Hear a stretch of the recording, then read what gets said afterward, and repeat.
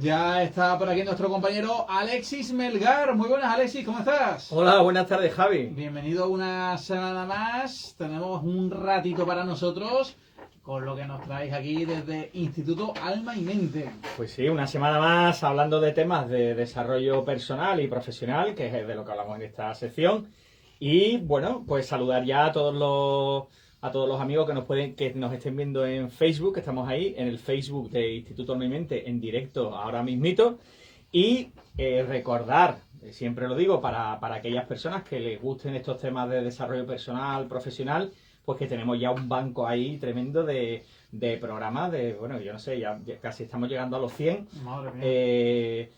De programas que hemos hecho aquí, hablando de libros de desarrollo personal, de ideas, de conceptos, entrevistas con invitados que hemos tenido. Así que a quien le interese, pues que nos busque en iVoox, en Spotify, Instituto Alma y Mente, en Sevilla Fútbol Club Radio, y ahí tiene pues todos los programas que tenemos hechos. Hoy vamos a centrar la sección bueno, viene muy apropiado para esta emisora que es de Sevilla Fútbol Club, porque vamos a hablar de nuestro deporte por excelencia, ¿no? Sí, porque curiosamente, siendo un programa de desarrollo personal y demás, nunca habíamos hablado del deporte como tal, ¿no? Y es verdad que del mundo deportivo, especialmente del fútbol como un deporte en equipo, hay mucha gente, sobre todo, bueno, la gente que no es aficionada al fútbol, que lo ve como de una manera muy trivial, ¿no? Es decir, eso típico de 11 tipos jugando en camiseta detrás de una pelota, ¿no? Siempre se dice así, para desmerecerlo se dice eso 11 corriendo en calzoncillo detrás de una Eso pelota, es, así. que normalmente pues lo dice la gente que lógicamente que no le gusta el fútbol, que lógicamente hay mucha gente que no le gusta. Yo personalmente no soy un especial entendido en fútbol, ni casi en ningún deporte. Sí soy un apasionado de la actividad física, pero es verdad que luego, si quieres, hablaremos también de la diferencia, ¿no? Porque hay gente que mezcla deporte con actividad física, ¿no? Sí. Y a mí muchas veces me dice la gente, oye, ¿a ti te gusta mucho hacer deporte, no? Y digo, no. Hago mucha actividad física, pero no practico ningún deporte. Bueno, pues el baile se puede convertir en deporte. Tú eres profesor de baile, ¿no? Claro, bueno, lo podemos decir ya, ¿no? La diferencia que hay entre una actividad física y un deporte es que el deporte está arreglado, tiene unas normas concretas, hay que practicarlo de una determinada manera y tiene una puntuación y una clasificación, ¿no? Entonces, por ejemplo, si uno se apunta a clases de baile así sin más, pues no está realizando ningún deporte, está realizando una actividad física. Pero si una persona, por ejemplo, se apunta a baile de competición, que tiene unas normas, hay que bailar de una determinada manera para que te puntúen de una determinada manera, pues entonces es un deporte, ¿no? Claro. Si yo, por ejemplo, salgo a correr todos los días, pues no estoy haciendo deporte. Lo que estoy haciendo es correr. En cambio, si yo, por ejemplo, corro una maratón, pues en la maratón hay unas normas bueno, pues de tiempo, de manera de correr, hay un reglamento que cumplir, entonces sí estoy haciendo deporte, ¿no? Eso es importante la diferencia porque bueno, comúnmente es que por ejemplo, no sale a correr y dice, me voy a hacer deporte. claro. O se va en bici y me voy a hacer deporte, ¿no? Sí, es verdad que popularmente se usa así, pero el matiz está ahí. Claro, yo por ejemplo, imagínate, yo voy al gimnasio a hacer pesas. Uh-huh. Pues en teoría no estoy haciendo deporte, estoy levantando pesas, estoy haciendo una actividad física que se llama, ¿no? O tal. Pero si estoy compitiendo levantando pesas, entonces estoy practicando el deporte de levantar pesas, ¿no? Entonces, bueno, lo que es el deporte en sí, y en este caso vamos a hablar del fútbol, pues genera una serie de valores, una serie de cosas que últimamente, y además últimamente con bastante éxito, se están aplicando al mundo del desarrollo personal, pero no solo al mundo del desarrollo personal, sino también al mundo de las empresas, ¿no? Uh-huh. Entonces es como que, de hecho tenemos ejemplos de deportistas de élite, de renombre algunos y otros no, que cuando terminan su carrera deportiva se dedican a dar conferencias en empresas para trabajar la motivación de equipos de trabajo, y lo que hacen es transmitir esos valores deportivos que han digamos, llevado a cabo día a día en su carrera, pues para transmitirlo en otro ámbito, como puede ser el mundo de la empresa, ¿no? Ahí tenemos un ejemplo, por ejemplo, yo creo que el ejemplo más no sé, más como que de más éxito últimamente es el de Tony Nadal, ¿no? Que fue entrenador de Rafa Nadal y últimamente pues se lo rifan grandes empresas para que vaya a darles charlas sobre liderazgo, sobre trabajo en equipo, sobre disciplina y bueno, y últimamente pues ya no solamente entrenadores deportivos, sino también pues deportistas en sí de élite que dan conferencias, pero no para su ámbito deportivo, sino que lo dan para otros ámbitos que puede ser muy interesante, ¿no? Sí. Entonces, bueno, hoy he seleccionado de una serie de consultoras, pues una serie de valores que podemos hablar interesantes para llevar tanto a nuestra vida personal como a nuestra vida profesional que puede generar el fútbol, ¿no? Yo, como ya te he dicho, Javi, yo no soy muy entendido en fútbol. A ver, Sabes lo básico, ¿sabes lo que es el fuera de juego? Llego a saberlo. Vale. Llego a saber lo que es el fuera de juego. Vamos, prácticamente más o menos todas las normas las conozco. ¿Has jugado alguna vez, Alexis Melgar, al fútbol? He jugado al fútbol. He jugado al fútbol de eso también vamos a hablar luego. Jugué al fútbol muy tempranamente en el colegio. Pero yo siempre era de los malos, ¿sabes? O sea, era de los que eligen el último, cuando tú vas eligiendo a los equipos, ¿no? Eliges el último. El que ponen de portero. Tú ponte de portero o ponte de defensa, ¿sabes? O si falta alguno, pues tal. Incluso yo era, que eso da un poco de lástima de mí mismo, que yo, por ejemplo, cuando llegaba a Reyes y eso, a veces pedía un balón para que me dejaran jugar, ¿sabes? Oye, claro, el que tiene el balón es como eso, era un poder, ¿no? Claro. Entonces yo intentaba tener un balón buenecito y entonces, claro, me veían aparecer con el balón y decían, bueno, vamos a dejarle, ¿no? Vamos a dejarle jugar. Más, yo tuve mucha suerte porque cuando yo era pequeño, al lado de mi casa había un solar que le llamábamos en un alarde de ingenio el campito. El campito, vámonos, un campito. El campito y el parquecito. Eso es, era un solar que había unos hierbajos, pero al final de los hierbajos, vamos, esto te hablo ahí en la Puerta Carmona. Puerta Carmona. En la Puerta Carmona. Al final, por Zodíaco. No, en la Puerta Carmona está lo que ahora Puerta Carmona, estaba confundido con Carretera Carmona. No, en la Puerta Carmona estaba lo que, bueno, pasaba la vía del tren, entonces, estaba el puente de Carmona, que por ahí pasaba San Benito, el famoso puente por donde subía San Benito. Pues ahí estaba una... El puente de la calzada, ¿no? Eso es, efectivamente. Es que Eduardo vive por ahí también. El puente de la calzada. Pues yo vivía en una barriada que se llamaba, bueno, y todavía le llaman, pero ya casi se ha olvidado el nombre ese, la barriada de los taxistas, que son unos pisos que hay ahí que están bastante bien. Y a la espalda de la barriada de los taxistas, pues estaba el Bar Raimundo, que tenía un lema que era el Bar Raimundo, la mejor cerveza del mundo, ¿no? Correcto, pues estaba ahí detrás, y ya detrás del Bar Raimundo había ya yo es que ya tengo una edad, pues ya por ahí empezaba a ver a la espalda de San Benito, pues había un solar ahí que el solar se pegó.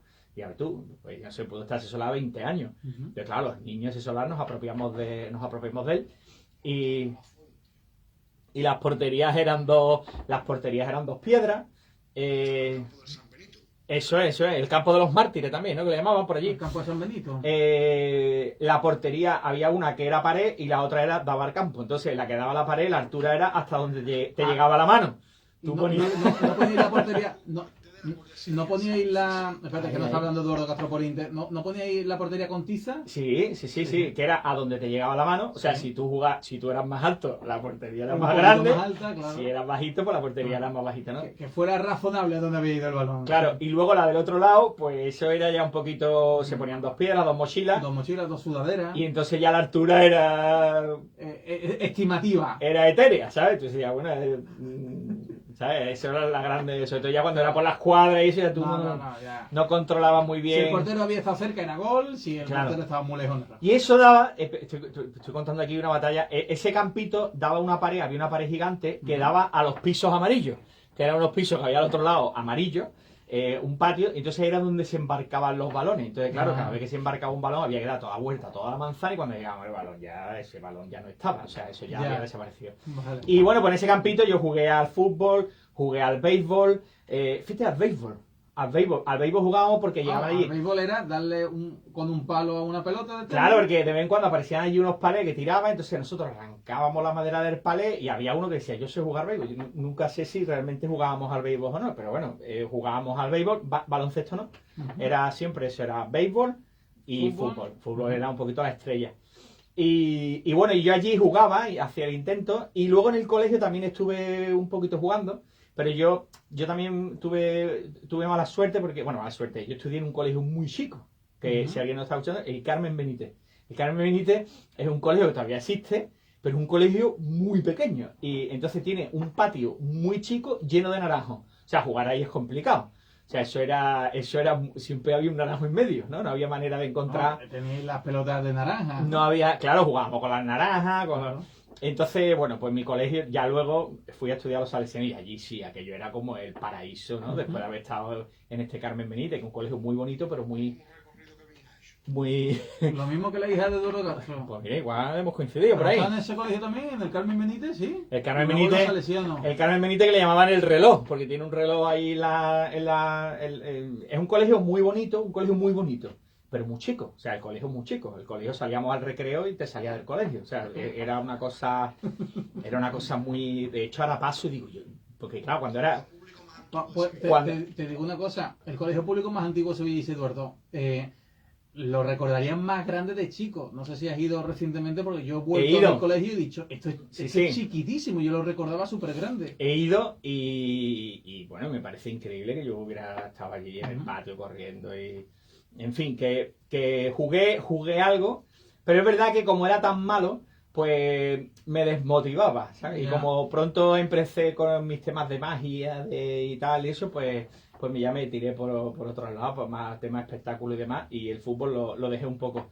Pero sí es verdad que, bueno, llegué a tener el carnet del Sevilla, tengo que decirlo. Sí, pero claro, yo vivía cerca, a la Puerta Carmona del campo del Sevilla, y un año, dice un vecino, dice, oye, ¿por qué no nos sacamos el carnet del Sevilla?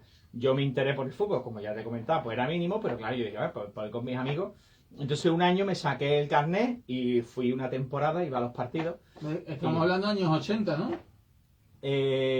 Sí, 88, 89, por ahí. Me acuerdo que estaba jugando Polster. Tony Polster, sí, te lo iba a decir.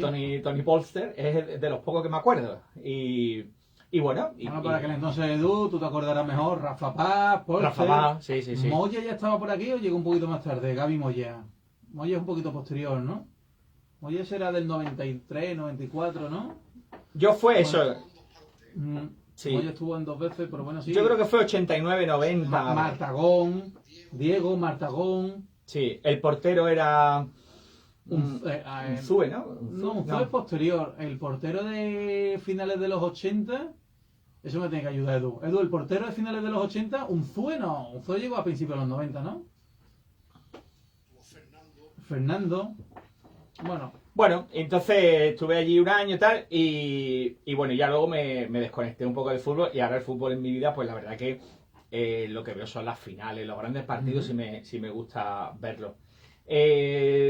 Pero, ¿qué puntos hemos señalado aquí que pueden servir para el mundo de la empresa o que pueden servir para nuestra vida personal, ¿no? He señalado aquí algunos puntos que me parecen interesantes. Estos puntos pues los ha seleccionado una consultora empresarial, y el primero es que nunca menosprecies a un competidor, ¿no? En el mundo del fútbol hemos visto absolutas sorpresas, ¿no? Cuando va un equipo ahí de primera línea, tal, sobre todo eso pasa mucho Copa del Rey. En la Copa del Rey, ¿no? Que yo sé poco, pero siempre está el típico equipo que va ahí ganando, y se planta. Alcorconazo. El Alcorcón, el Alcoyano, que también de vez en cuando, ¿no? Sale por ahí. Sí. El Mérida también un año, me acuerdo. Entonces, bueno, al competidor no se le puede menospreciar porque nunca se sabe por dónde nos va a salir, ¿no? Además, es interesante ver al competidor como un competidor, es decir, como competencia. Y eso hace que en el mundo empresarial, ¿no? La competencia se estudia. Uno tiene que estudiar qué está haciendo la competencia, cómo se mueve, qué hace, y en función de eso uno crea su propia estrategia, ¿no? Empresarial. Pues eso mismo hacen los equipos de fútbol, ¿no? Estudian al rival, ven los vídeos, ve cuáles son los puntos fuertes, ve cuáles son los puntos flacos, y en base a eso, pues los entrenadores elaboran la estrategia, ¿no? Dice lo de competidor rival, que no enemigo, ¿no? Claro, eso es otro punto de los que vamos a hablar más adelante, pero lo hablamos ahora, y es que que no confundamos, ¿no? En el deporte, el adversario no es un enemigo, no es un enemigo a batir, es un competidor que está en el mismo campo de juego que tú, con las mismas leyes, con las mismas normas. En principio parece que está equilibrado, ¿no? Somos los mismos en un lado que en otro, en una guerra, ¿no? En una guerra, pues lo vemos ahora en Rusia con Ucrania, ¿no? Rusia puede tener muchísimos más medios y pues nada, entro en guerra contigo porque eres el enemigo, ¿no? En el deporte no, en el deporte siempre se intenta que haya un equilibrio de fuerzas, ¿no? Los dos equipos tienen 11 jugadores, los dos campos de juego tienen las mismas dimensiones. Eso en mi campito no pasaba, había uno que era más grande que el otro, la portería una no, pero bueno, se supone que cuando jugamos reglamentariamente, ¿no? Pues hay unas normas que hay que cumplir. Y también pienso, sobre todo, bueno, puede pasar también en el deporte. Es verdad que la analogía con la empresa, el mundo empresarial y el fútbol o el deporte en este caso, por lo que llevas contado, es muy clara, ¿no? Pero centrándonos en el rival, en el competidor, muchas veces motiva, a mí me ha pasado, empresas, en negocios que he tenido, la competencia me ha motivado a yo hacer más cosas y que si a lo mejor no hubiera tenido, por ejemplo, he tenido algún negocio y el que en el sector, el que era de más éxito, no sé, me lo he tomado, quizás no sea bien o no son las palabras exactas, pero un poco como el enemigo, ¿no? Entonces iba sacando cosas y he dicho, hay que hacerlo mejor, tenemos que hacerlo mejor que esta, ¿no? ¿Sabes? Entonces muchas veces también puede pasar la famosa guerra deportiva entre Messi y Cristiano, ¿no? Yo creo que se retroalimentaron ambos para ser los mejores del mundo, ¿no? Sí, hay una cosa con eso que estás diciendo muy curiosa con el tema de los competidores, y es que cuando, por ejemplo, eso se puede ver más en el atletismo, cuando hay una marca que ha sido un gran récord que se ve que es muy difícil batir, ¿no? Uh-huh. Hay marcas que han estado años y años y años y años y nadie las ha batido, ¿no? Bueno, pues cuando alguien se ha empeñado en batirla, curiosamente, esta persona la ha batido, pero normalmente hay otros deportistas que rápidamente la baten también, ¿no? Es como que hay un efecto contagio y te dice, bueno, ¿cómo puede ser que en 20 años no la haya batido nadie y en un año la hayan batido 3, ¿no? Yeah. Esto pasaba, por ejemplo, en la famosa prueba de los 100 metros, ¿no? Durante muchísimos años se pensaba que los 10 segundos era algo... O sea, bajar de 10 segundos los 100 metros era como algo muy difícil, o sea, era como prácticamente imposible, ¿no? Y entonces hubo un periodo muy largo de tiempo que ningún corredor bajaba de 10 segundos. O sea, era como que era una marca muy difícil.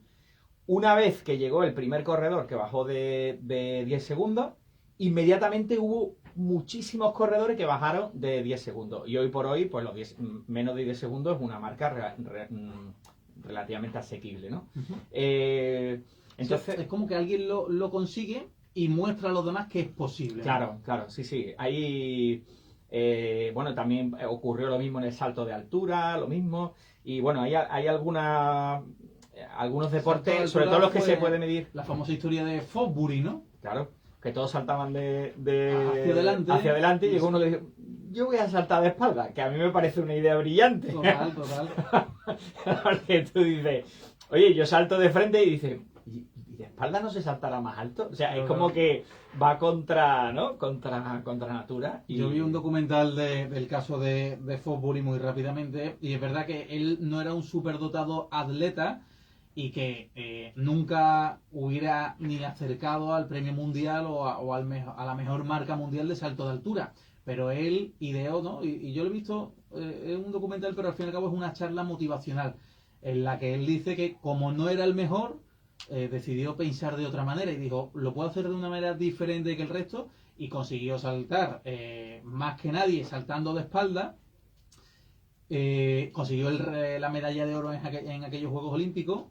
Inmediatamente al año siguiente todo el mundo pulverizó su marca saltando de espalda. Entonces dice, bueno, no soy el mejor tampoco saltando de espalda, pero mi manera de pensar, ¿no?, fue capaz de hacerme, al menos durante esa etapa, campeón del mundo, ¿no? O medalla de oro. Sí, sí, la historia es alucinante, ¿no? Y el mundo del deporte está lleno así de historias muy curiosas, ¿no? O, por ejemplo, también el salto de pértiga, ¿no? Que a mí me parece también... Oh, dificilísimo, O ¿eh? sea, me parece ya el hecho de plantearte lo del salto de pértiga... Dificilísimo. y bueno, ahí también tuvo mucha importancia el desarrollo de un material que no se partiera, porque claro, Ujú. la pértiga llega un momento que al Claro, principio es se súper partía, flexible. no se podía saltar mucho porque claro, la pértiga no daba más de sí. De hecho, si ves imágenes antiguas del salto de pértiga es como muy, ¿no? Claro, Era un palo recto. era lo que utilizaban para saltar el río, ¿no? Y prácticamente...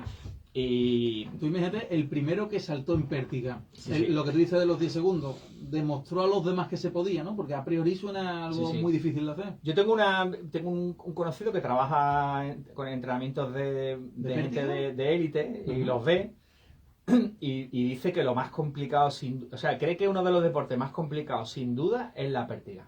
O sea, porque como te tienes que poner, o sea, porque tú metes esa primera, o sea, ahí la gente se da, o sea, Salto de longitud, tú te pones y aunque salte 1,5 metros, algo salta. te divierte, pero salto de pértiga a lo mejor te tienes que llevar 3 o 4 años para conseguir Claro, sí, saltar algo. y ponerte ahí boca abajo y no sé. Es como el violín, pero del deporte, ¿no? Sí, sí, yo lo veo, no sé, lo veo muy complicado, muy complicado, muy complicado.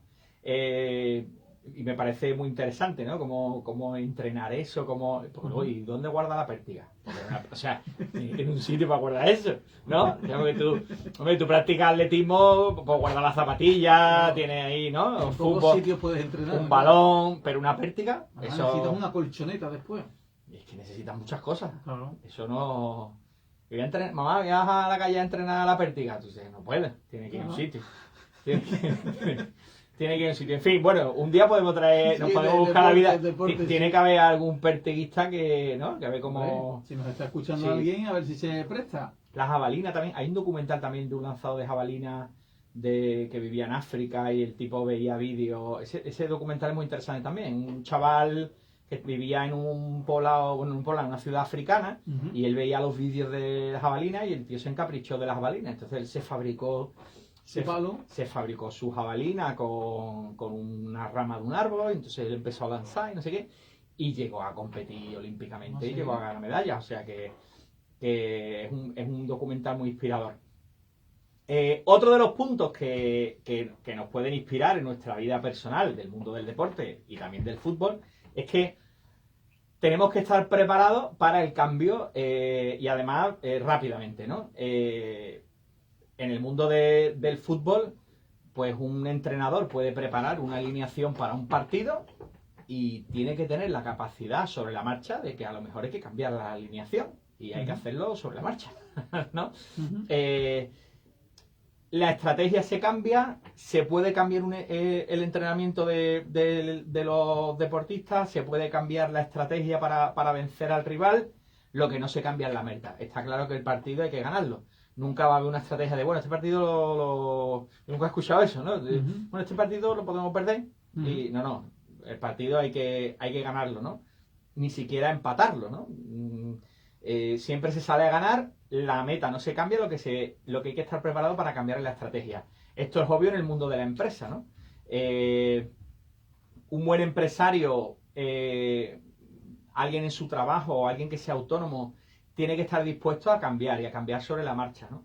Hay veces que no, como te pares a pensar, ¿no? En un partido de fútbol, como te pares mucho a ver qué cambios hago, pues acaba el partido y eso es el desastre, ¿no?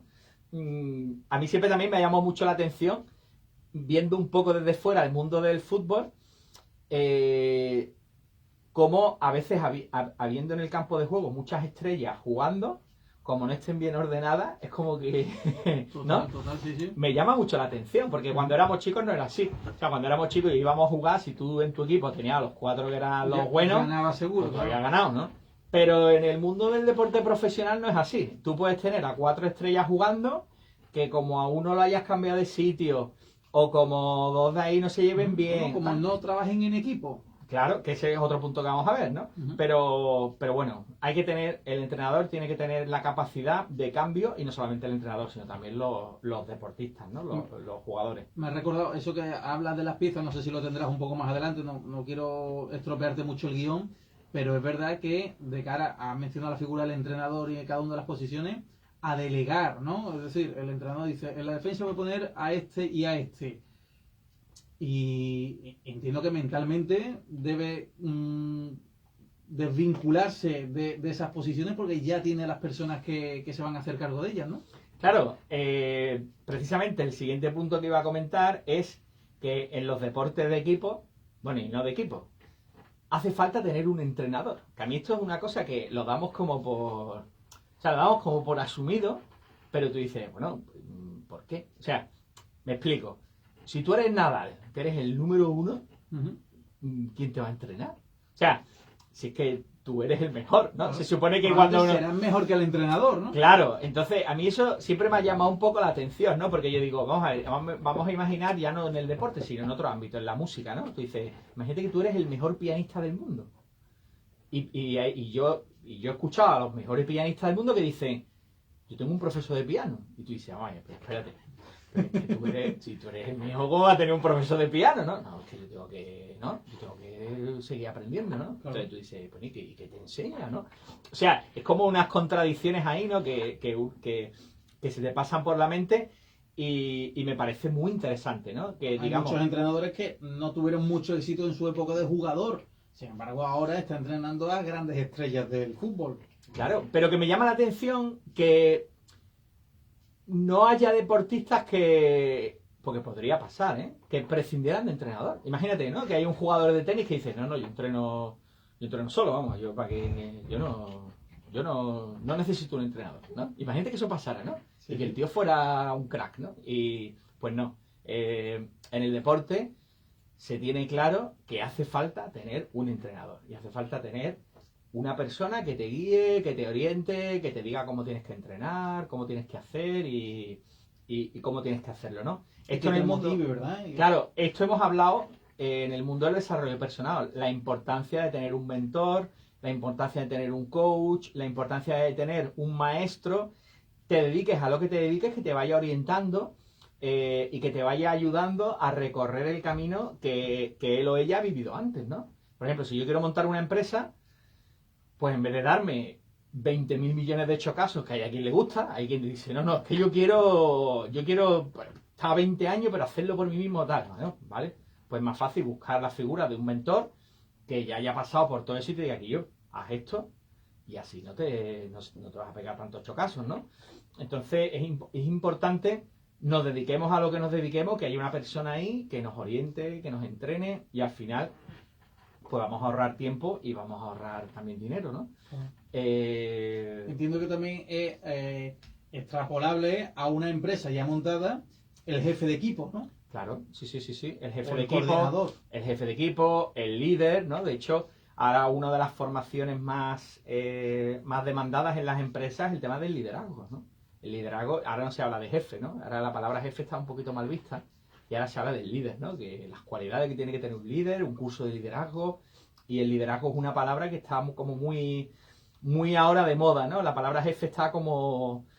El jefe es como... La palabra jefe está como mal visto, ¿no? Sí. De hecho, a veces pasa, ¿no? Que en algunas empresas cuando tú dices, este es el jefe dice, no, yo no soy el jefe. No, a mí no me digas jefe. Sí, Ahora es el coordinador. En Estados Unidos, por ejemplo, está ahora la palabra manager, ¿no? Que el commercial manager o el executive manager, pero no es the boss, es que es jefe, ¿no? Sí. Entonces ahora aquí pasa igual. Cuando te dan la tarjeta de visita en muchas empresas, ya es muy raro que te pongan jefe de no sé qué.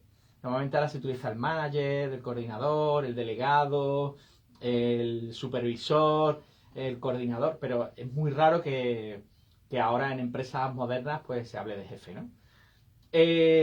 Otra cosa que, bueno, esto es obvio, ¿no? Esto lo vamos a decir, pero bueno, es obvio. Es la importancia del trabajo en equipo, ¿no? En un equipo de fútbol tú puedes tener una estrella, pero esa estrella no hace absolutamente nada como no le pasen el balón, ¿no? O sea, necesitan equipo. O sea, en un equipo son 11 y, de hecho, hay veces que hay equipos de fútbol que se juntan con muchas estrellas que no quieren jugar en equipo y normalmente se estrellan, ¿no? Nunca mejor dicho, ¿no? porque renuncian al trabajo en equipo, ¿no? Puede más el ego que el trabajo en equipo. Entonces, bueno, es muy importante en un equipo deportivo, además se llama así, ¿no? Un equipo, el hecho de que, oye, todos tenemos un papel aquí, ¿no? Claro, esto en el mundo de la empresa es obvio, ¿no? Yo creo que tenemos que tener muy claro, y hay gente que yo creo que le cuesta, que no podemos hacer nada totalmente solos. No podemos hacer nada. Siempre necesitas a alguien, o bien incluso que contrates, o que incluso el cliente forma parte del equipo, ¿no? El cliente, el proveedor, somos un equipo, aquí todos dependemos de todos, ¿no? Y eso es muy importante, porque a veces se nos olvida y entonces menospreciamos al que nos sirve el producto, menospreciamos al cliente o menospreciamos al compañero que trabaja con nosotros, y eso es un error muy grande, ¿no? Yo recuerdo, yo tuve una época de comercial puro y duro, ¿no? Yo iba visitando empresa por empresa durante bastante tiempo y yo recuerdo que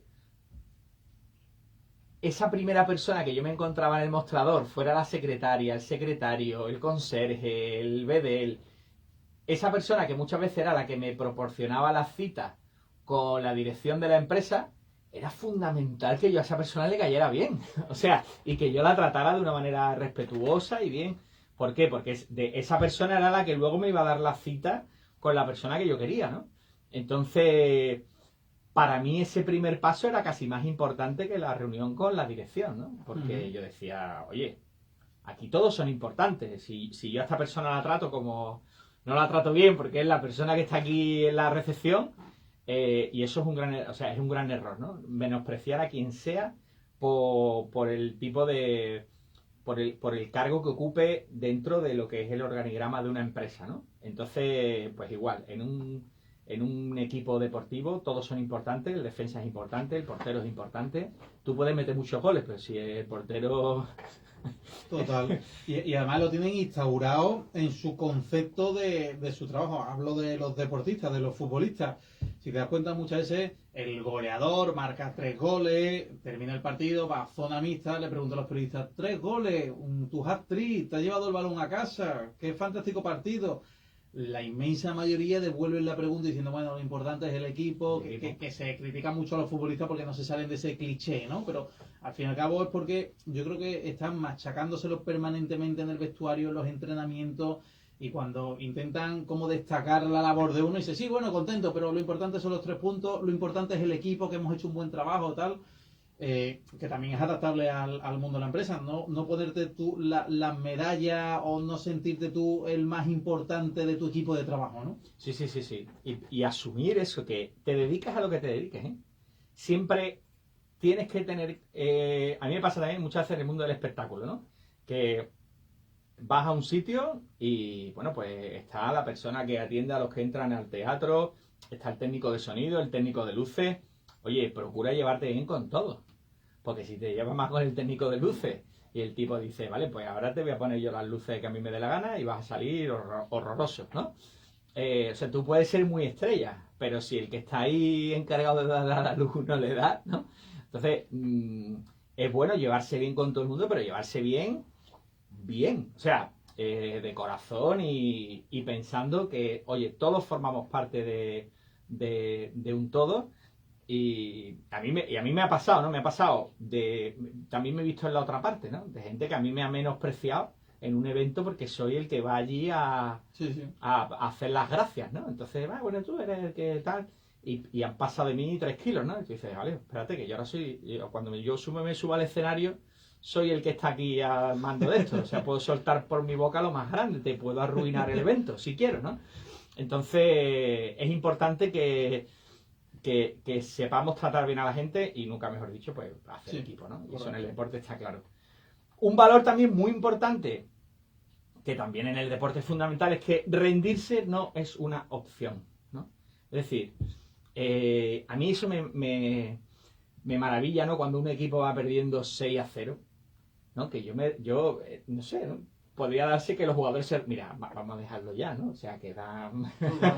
que no nos metan más para que no sea más humillante. Quedan ¿verdad? 40 minutos de partido, vamos a dejarlo aquí, ¿eh? Ya está, nos vamos para casa y... Oye, pues no, y te ves que los jugadores siguen ahí jugando y lo siguen intentando y tú dices, joder, qué maravilla, ¿no?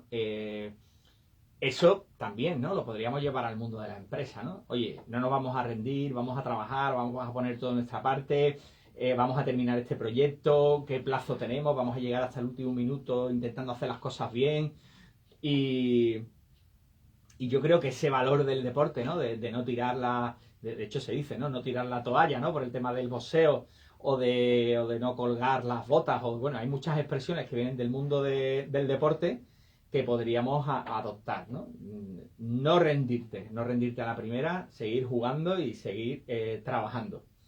Que además es el siguiente punto, y es el trabajar cada día. En el mundo del deporte uno se puede relajar, ¿no? Sobre todo en el deporte de élite. Es asombroso también la disciplina, ¿no? Que necesitan los jugadores, de trabajo constante, diario, de alimentación, de ejercicio, de control mental. Yo destacaba aquí una frase que siempre me ha gustado mucho, que bueno, se le atribuye a un pianista, pero he mirado la frase y se la atribuyen como a 20 o 30 más. Digo, cualquiera sabe quién es el que la ha dicho. Yo la fuente más fiable me dice Arthur Rubinstein, que era un pianista, y la frase me gusta mucho porque dice, si dejo de tocar un día el piano, dice, yo lo noto.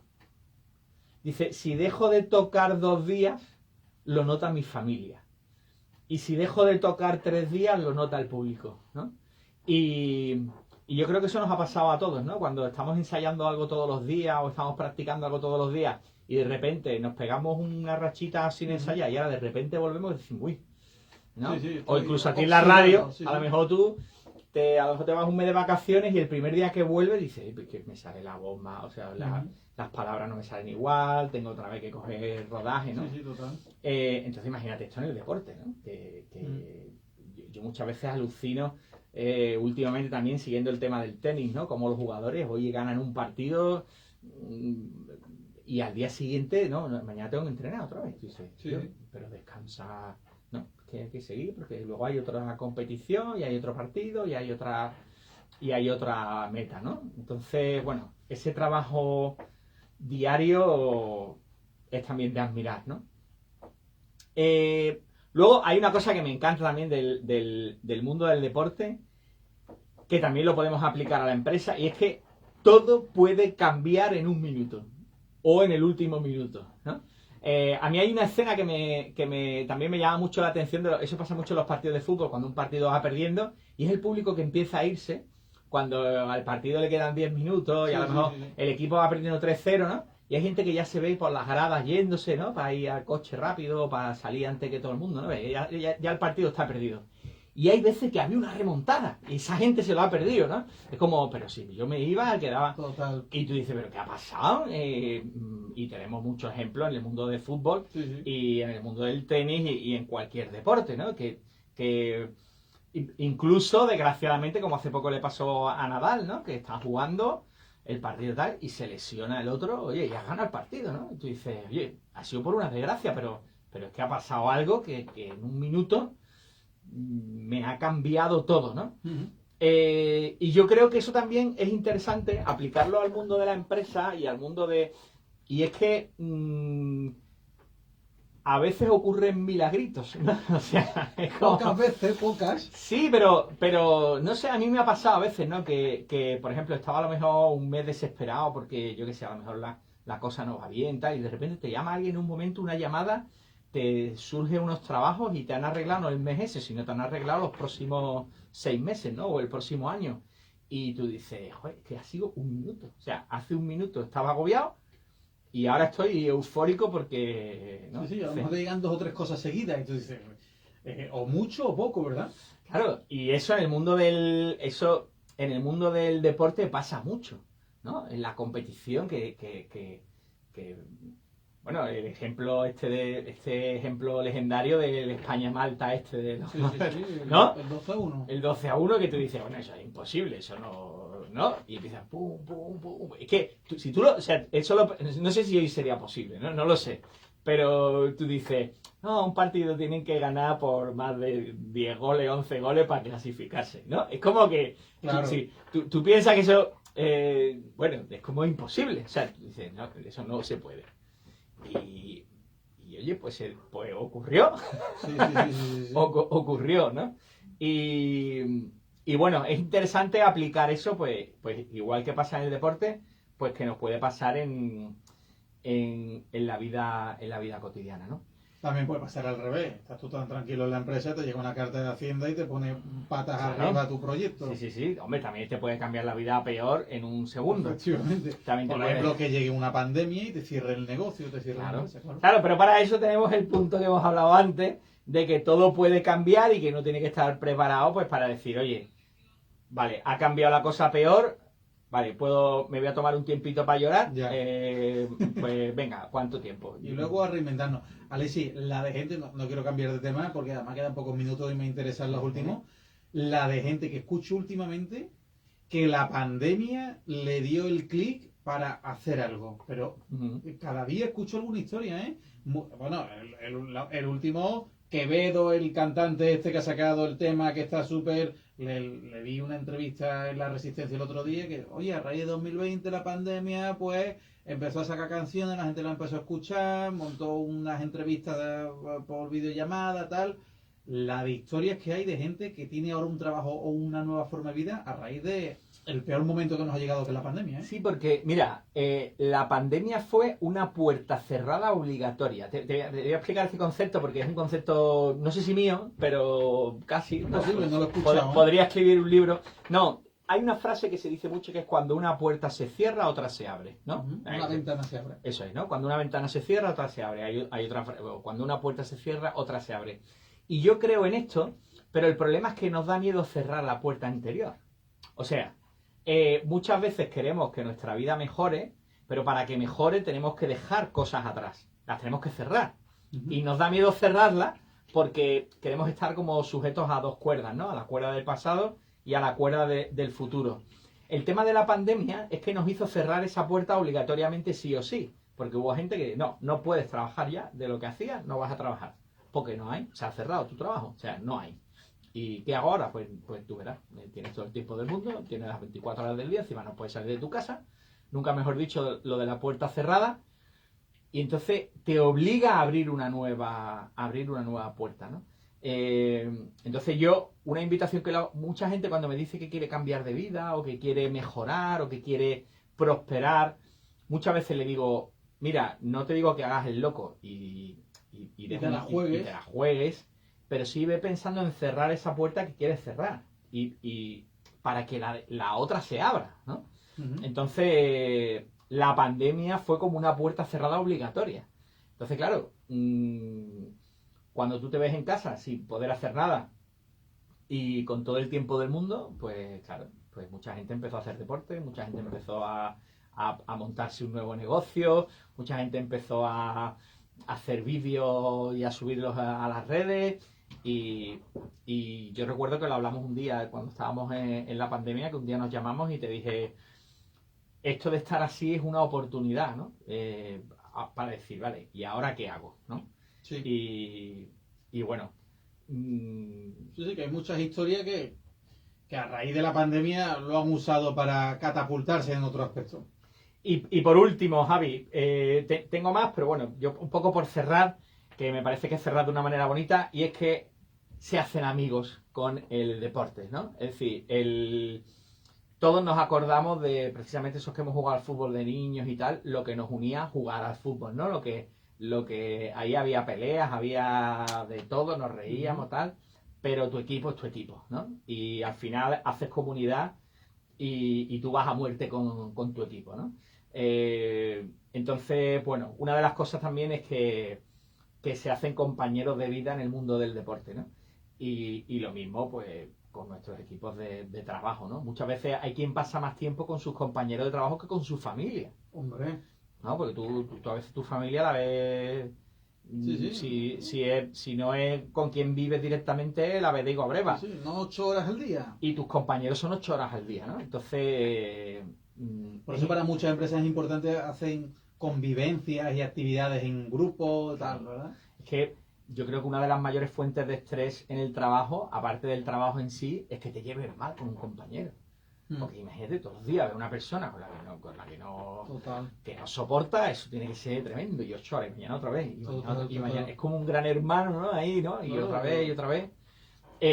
Así que, bueno. Esto da para otra sección, me parece a mí, ¿eh? Sí, podría dar para otro día porque nos ha quedado algunos puntitos por ver. Y otro día vamos a hablar también de las cualidades del buen jugador en equipo, ¿no? O sea, qué cualidades debe tener una persona para trabajar como deportista, Sí. pero también llevado al desarrollo personal en la empresa, con los amigos, en las relaciones personales. Muy interesante, Alexi. Hay puntos que la verdad que no me había planteado yo del fútbol, del deporte, del trabajo en equipo.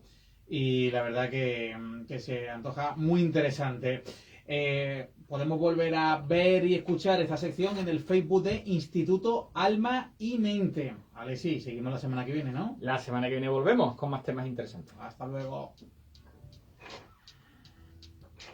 Nosotros, cuando falta un minuto para las 7 de la tarde, ponemos el punto final a esta edición de Aún no es viernes.